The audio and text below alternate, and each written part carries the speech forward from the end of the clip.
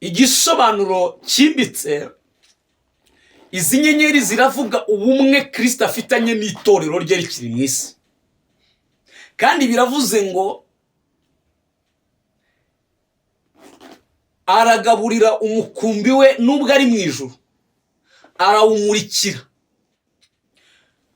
Iyo hariho amakuba arawutabara, iyo hariho ibiteye ubwoba arawuhumuriza. Ndavuga umukumbi we.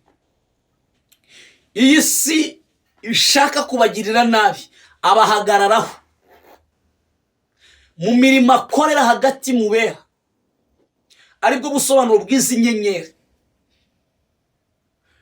nuko iyo mirimo yose ni imirimo y'umucyo, kuko inyenyeri ni umucyo, iramurika. Umurimo wa mbere akora ari muri turi muri we nawe ari muri twebwe, ni ukutumenyesha iby'ubwiru bwe. Uwa kabiri ni ukutwihanisha. Uwa gatatu ni ukudukomanga. Uwa kane ni ukutwereka umucyo mu cyimbo cy'umwijima. Haleluya. Yohana 10:28 kugeza 29, namaze kubabwira igisobanuro n'iryo jambo icyo rivuze. Intama n'abantu bose bemera Kristo Yesu nk'umwami n'umukiza. Njya mbona n'abantu benshi bavuga ngo twe ntituri intama. Ntacyo, ubihene cyangwa ubinga, ariko nge ndi intama. Iyo byageze mu byizerere, usibye ko isi nyine igiye kubicurika, abavuga ibi ntibikunde, ngira ngo Bible murabizi ko ziri guhindurwa, imiryango yaziguraga nyine yinjiye mu bindi. Ariko turi kugira ngo tunabigishe ijambo ry'Imana kugira ngo rigume muri mwe, ribe muri mwe, mugende muzi iby'ubwiru bwa data wa twese. Haleluya. Ugende mu muhanda ariko uzi ibyenda kuba n'ibyabaye n'ibiri kuba. Yego, bye guhishwa amaso yawe.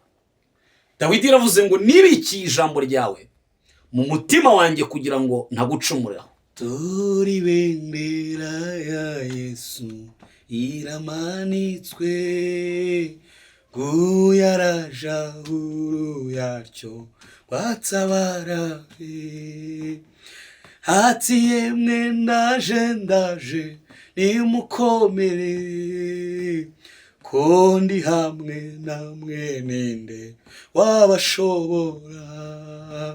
Kuko ingabo za Satani zirakomeye, tudafite umwami Yesu zaduhindura.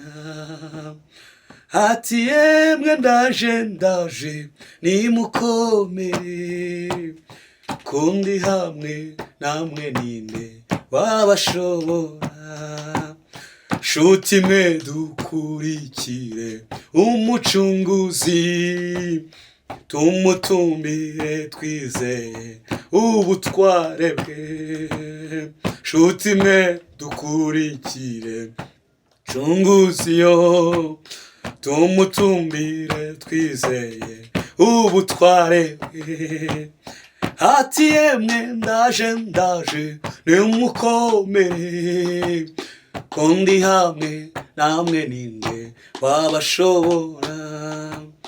Nubwo intambara iturushya twe gucogora, umva impundu ziravuze aranesheje.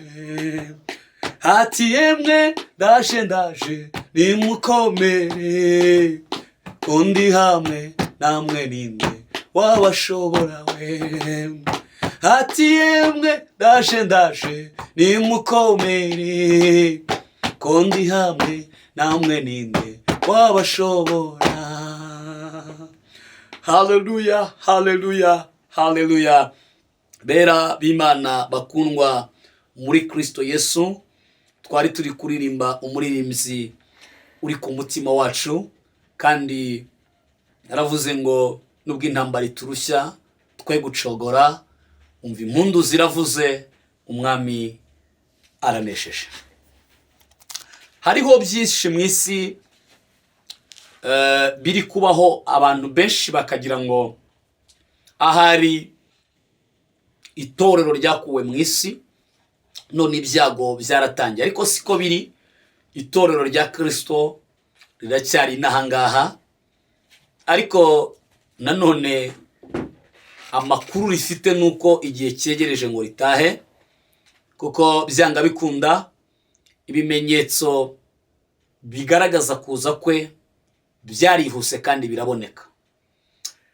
Ndimo ndafashwa n'umwuka wera cyane, nejejwe n'Imana mu mutima kubw'uko yaduhaye igitabo cy'Ibyahishuwe biciye muri Yohana na Kristo Yesu ku kirwa Patmos.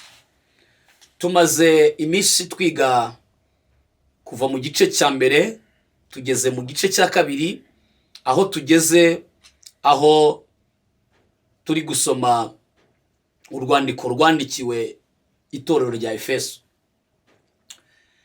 Rero twavuze ko nitugaruka tuzabaganirira ku nyenyeri ndwi Yesu yari afite ubwo Yohana yamurebaga. Iyo ndi kuvuga ku Byahishuwe ndanezerwa. Benshi ku ma YouTube bajya bambaza ngo ariko kuki pastor kuki utajya useka, ariko iyo mvuga iby'ubwami bw'Imana numva mfite umunezero. Kubera iki? Imana yaradukunze kugeza ku rwego itanga umwana wayo. Yohana wa mbere yarabivuze kuko Imana yakunze abari mwisi cyane byatumye itanga umwana wayo w'ikinege kugira ngo umwizera wese atarimbuka ahubwo ahabwe ubugingo buhoraho. Si ibyo dushaka kuvugaho, ariko kandi nahoze ntekereza ku Byahishuwe ndimo nsoma Bibiliya n'ubusobanuro bw'Ibyahishuwe, sanga hari uburyo Imana yadutekerejeho mu buryo budasanzwe. Banyetorero nibo turi kuvugana, kuko Ibyahishuwe rekana nabibutse ko bitagenewe abatari abanyetorero, byagenewe abana b'Imana. Uko Yohana Yesu abimuha yaravuze ngo abimenyesha imbata ze ibikwiriye kuzaba hanyuma. Iyo utari imbata ye rero ibi bihishwa amaso yawe, bihishwa amatwi yawe, ko biravuga ngo bazabyumva ariko ntibazabisobanukirwa, cyakoza ngo bazanabireba ariko ntibazamenya ibyo ari byo. Nyine abantu baratubona twambaye amakote n'amakaravati turi kuri za mikrofone za YouTubers, bakavuga aho ntibabateka mutwe bo kuri YouTube. Ariko bene data banyetorero, ndimo soma ibi by'inyenyeri ndwi natangaye cyane. Reka tubanze dusome igice cya kabiri duhere ku murongo wa mbere. Hari titre ivuga ngo urwandiko rwandikiwe aba Efeso cyangwa se Abefeso cyangwa se itorero rya Efeso. Bibiliya yavuze ngo wandikire marayika w'itorero ryo muri Efeso uti ufashe inyenyeri ndwi, ubwo ni inyenyeri zirindwi, mu kuboko kw'iburyo akagendera hagati y'ibitereko by'amatabaza birindwi by'izahabu, aravuga aya magambo ati: nzi imirimo yawe n'umuhate wawe no kwihangana kwawe. Haleluya. Kandi nzi yuko utabasha kwihanganira abanyangeso mbi, nuko wagenzuye abiyita intumwa kandi atarizo, ukabona ko ari abanyabinyoma.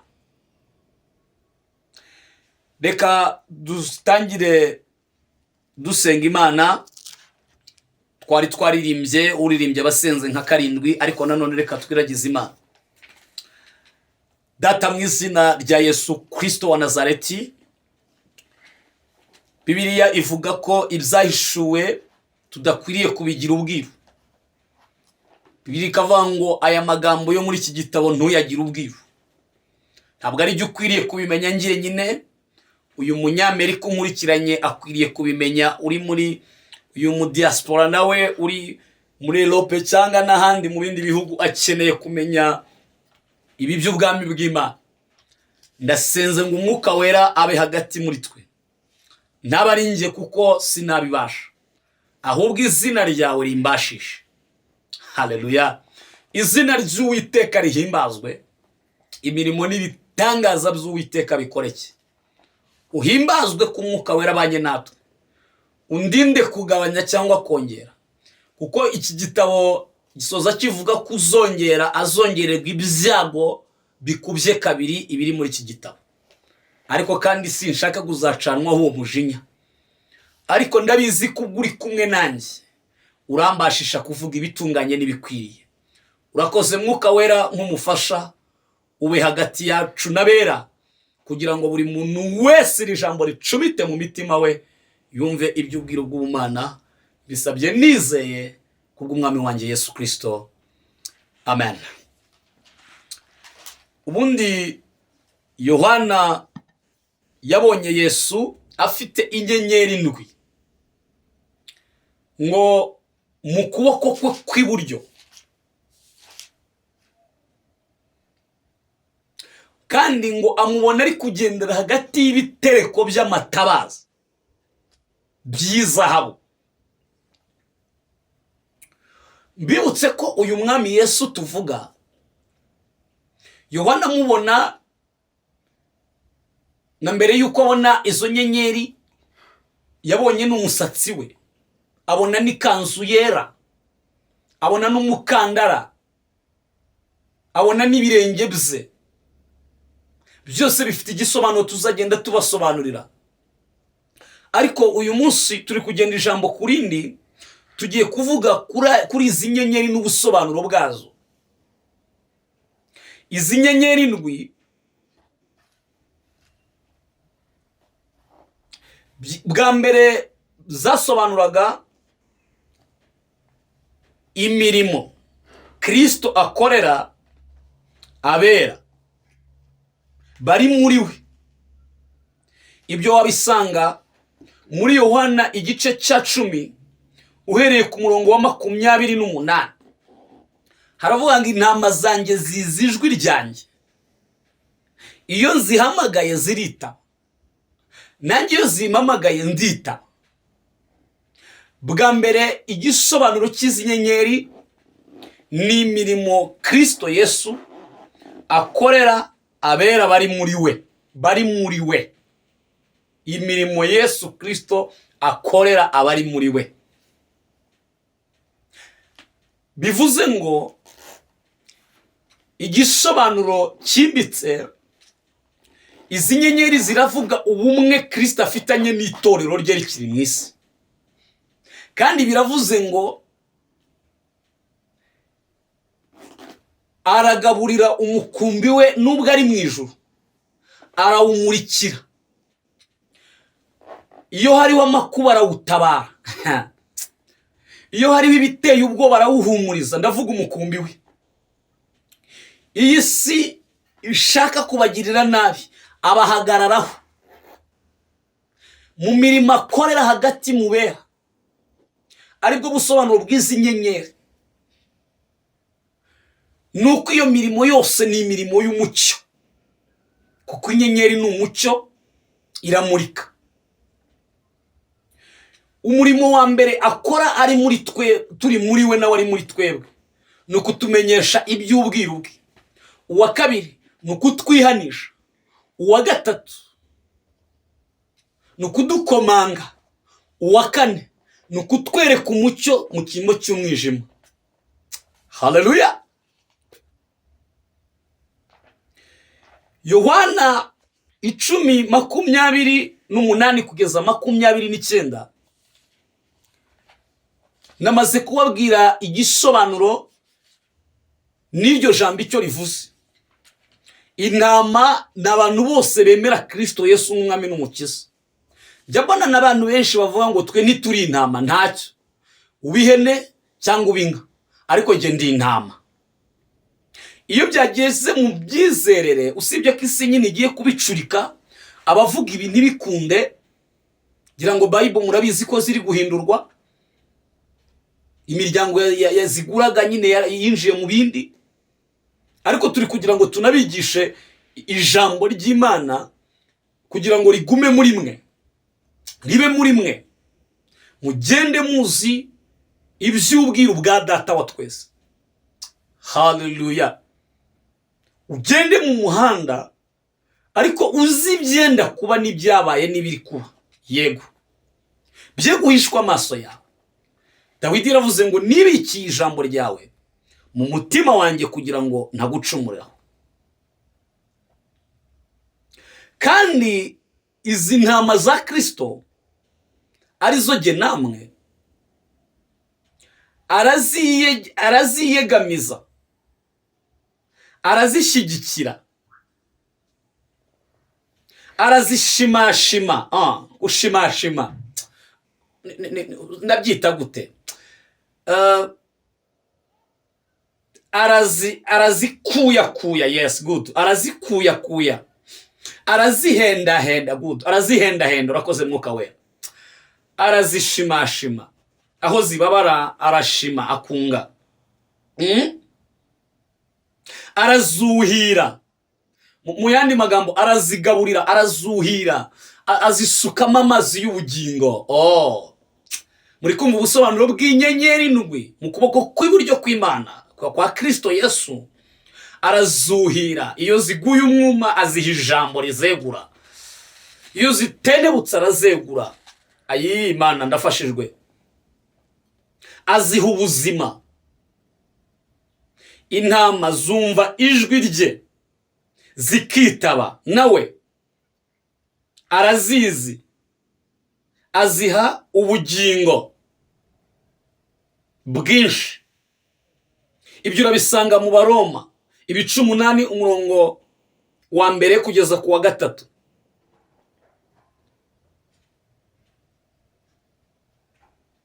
Inyenyeri ndwi zerekanaga ko Yesu afite mu kuboko kwe umurimo n'abakozi,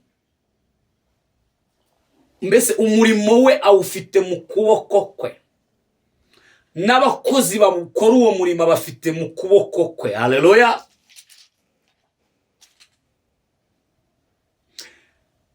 Ubuyobozi bw'itorero mu kuboko kwe, byose arabifite, nizo nyenyeri ndwi.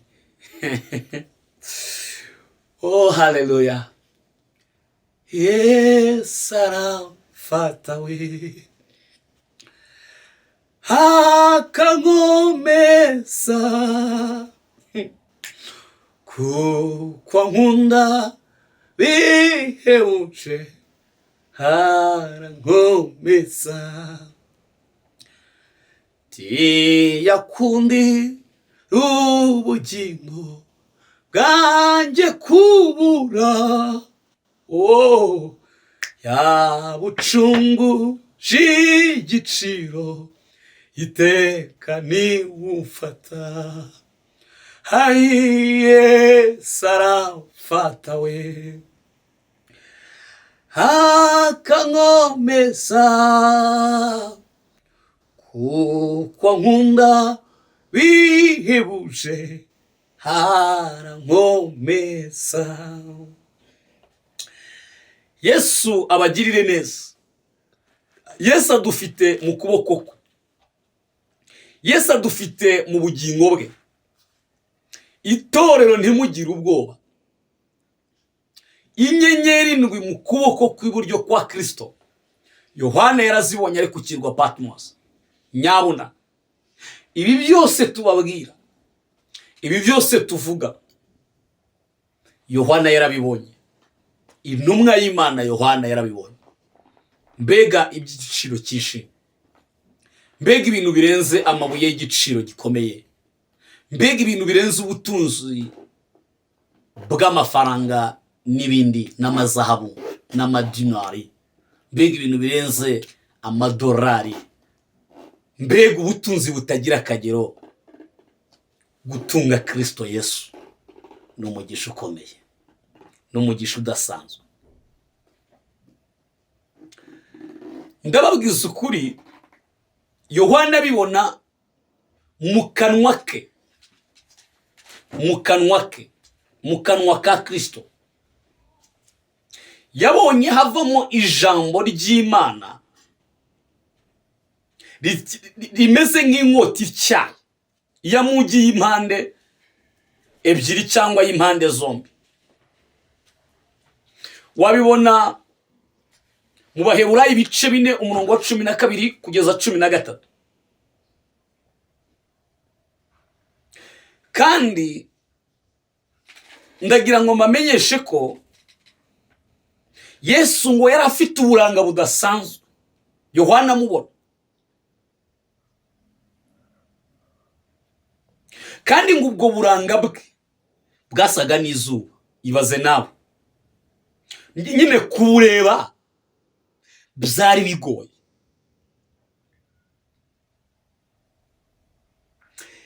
Ni ukuvuga ngo itorero rya Kristo rikwiriye kuba risa na Kristo, rikwiriye kuvuga nka Kristo, kandi rifite imbaraga. Isi rirwanye ntirirwanye rizataha. Bamwe bagwa abandi babyuka, ariko rizataha.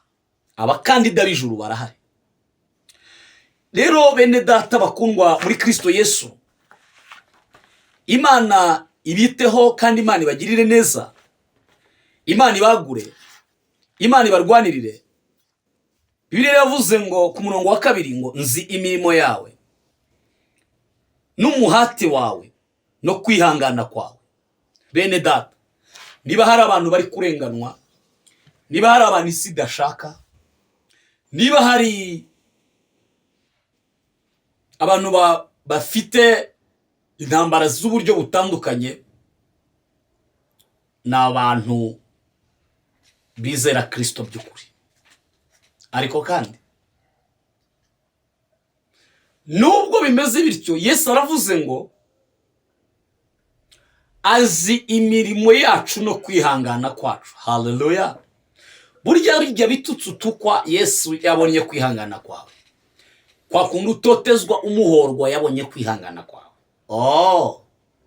Mbega iby'igiciro cyinshi, mbega ukuntu tuzahozwa abera, mbega umunezero tuzagira ubwo tuzaba dutsinze urupfu na Satani n'umubiri, mbega ubwo tuzaba turi kumwe n'umwami wadupfiriye, turi ku magare n'amafarashi by'imiriro, mbega uburyo isi izamenya abo yari iri kumwe nabo. Icyakora icyamukaza buhari, nanjye nkazaba mpari. Icyama ntazarangiza amahoro, icyama we ntazarangiza amahoro, urugendo natangiye ntarurangiza amahoro, gusa icyama hamwe n'abera tukarangiza amahoro. Reka mbakopeze gatoya ko byo tuzasorezaho kugira ngo mujye mukomeza kuba maso kuri iyo channel. Ubundi mu ijuru hari inkuta. Hari inkuta zubakishijwe amabuye y'igiciro cyinshi. Urukuta rwa mbere rwubakishijwe ibuye ryitwa yasipi. Urwa kabiri rwubakishijwe ibuye ryitwa safiro. Urwa gatatu rwubakishijwe ibuye ryitwa kaludoni. Ibuye rya kane, urukuta rwa kane rwubakishijwe ibuye ryitwa simaragido. Urwa gatanu rwubakishijwe ibuye ryitwa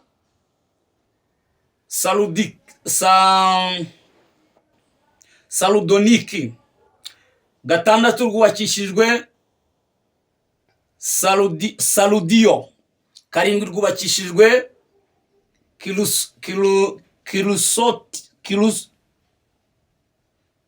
kirusoto. Umunani ryubakishijwe berulo.